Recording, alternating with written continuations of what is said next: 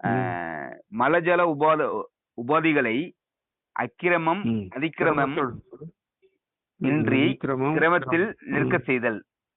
திரும்ப ஒரு தடவை ஆமா. சொல்லுங்க ஐயா. மலஜல உபாதிகளை ம். அக்கிரமம் ம். அதிக்கிரமம் இன்றி கிரமத்தில் நிற்க செய்தல் அப்படின்றாங்க. அக்கிரமம்னாக்கா ம். நம்ம ஒரு நாளைக்கு 2 தடவையாவது மலத்தை கழிக்கணுன்றாங்க. ம், ம், அது ம், அதுலேருந்து மலத்திலேருந்து வர்ற விஷ வாயு, விஷ ம், நீர்லாம் இருக்கும்.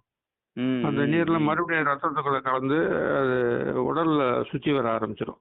ஓ, ஓ, ஓ. அதனால உடல் பாதிப்புகள்லாம் நிறைய இந்த ஏற்படும். கழிவுகள்லாம் சரியா வெளியேறலன்னா அது வந்து திரும்ப உடல்ல வந்து உடல் வீணாக்கிறதுக்கான வாய்ப்புகள் நிறைய இருக்குன்றதுக்காக அதை வந்து எந்த வித இதுலயும் கழிவுகளான இல்லாம ம்.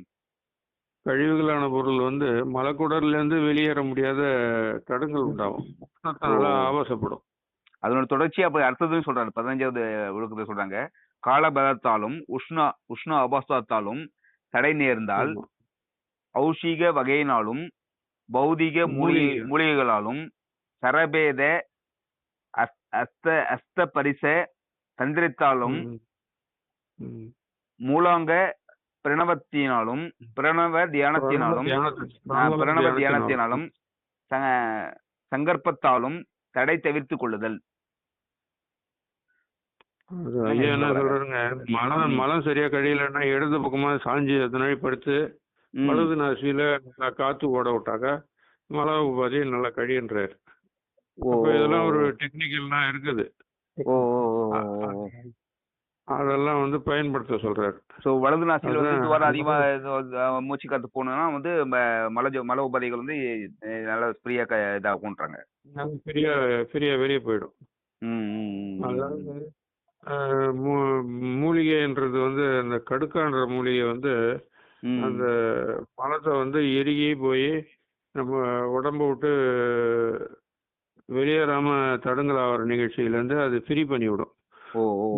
மனம் ரொம்ப டைட் ஆகாம ஃப்ரீயா வெளியில வர்றதுக்கு அது நமக்கு அந்த மூலிகை ரொம்ப பயன்படுது. அது எப்பங்க சாப்பிடணும்? அது நைட்ல சாப்பிட வேண்டியதான். இரவு நேரத்துல சாப்பிட்ட பிறகு சாப்பிடலாம். சாப்பிட்டுட்டு சுடுதண்ணில கொஞ்சமா பவுடர் போட்டு சாப்பிட்டுட்டு படுத்தணும். சுடுதண்ணில் பவுடர் போட்டு சாப்பிடலாம். அப்படியே வாயில கொட்டின்னு சுடுதண்ணி ஊற்றி அப்படியே வாயை அப்படியே குப்பிளிச்சு முழுங்கிடலாம். அதுதான் பௌதிக மூலிகைன்றாங்களோ? ஆமா. ஓகே. சரபேதம்ன்றங்க ஐயா. சரபேதம்ன்றது தான் நீங்க சொன்னீங்க. அது ரைட் சைடு படுத்து வலது நாசில காத்து இடது பக்கம் ஒழிச்சுட்டு ஒரு கழிச்சு படுத்தோம்னா வலது நாசில காத்து ஓட ஆரம்பிக்கும். வலது நாசில காத்து ஓடிச்சுனாக்கா அந்த அந்த காத்து சரம் அந்த பக்கம் நடக்கக்குள்ள அந்த மலத்தை வெளியே தள்ளுறதுக்கு உண்டான உபாயம். அஸ்த பரிச தந்திரித்தாலும் அஸ்த பரிச தந்திரித்தாலும் அஸ்த பரிச தந்திரம். பரிசன்றது கையால தூக்கி பிடிக்கிறது வயிறு. ஒரு சைடு அழுத்துறது. ரைட் சைடுனா லெஃப்ட் சைடு அழுத்துறது, left side right side left side தூக்கி பிடிச்சோம்னா ரைட் சைடுல இருக்க மலம்லாம் இந்தாண்ட வரும். அப்படியே ஒரு தந்திரத்தை வச்சு அதை மலத்தை வெளியேற்றுறது. ஏன்னா உயிருக்கு மூலாங்க பிரணவத்தினாலுங்க ஐயா. மூலாங்க பிரணவ தியானம்ன்றாங்க ஐயா. மூலாங்க பிரணவ தியானம். மூலாங்க பிரணவம்னாக்கா நம்ம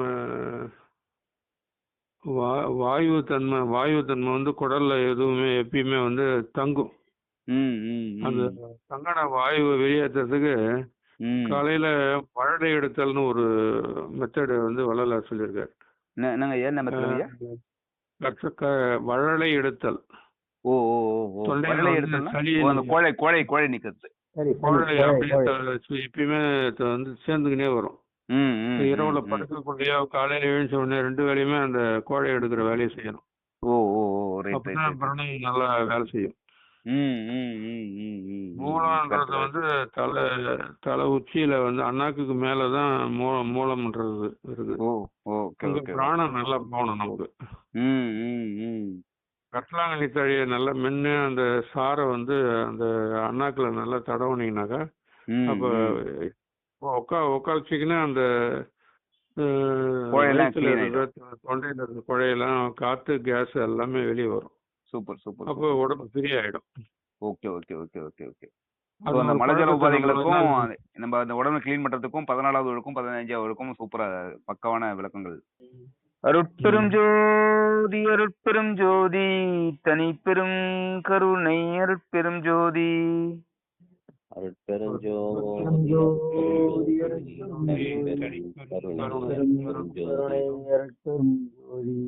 திருச்சிற்றம்பலம்.